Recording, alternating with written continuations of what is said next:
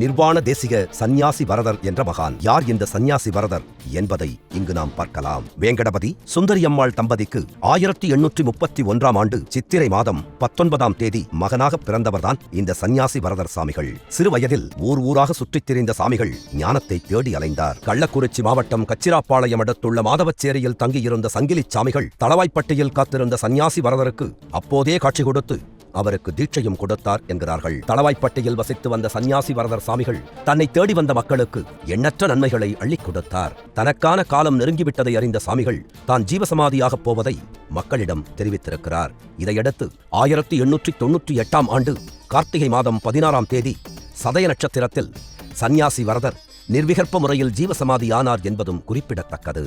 இங்கு ஞானத்தை விரும்புவோர் மட்டுமல்லாமல் அனைத்து வேண்டுதல்களுடன் மக்கள் வந்து செல்கிறார்கள். வாருங்கள், நிர்வாண தேசிகர் சந்நியாச வரதரை ஒருமுறையேனும் தரிசித்து வருவோம்.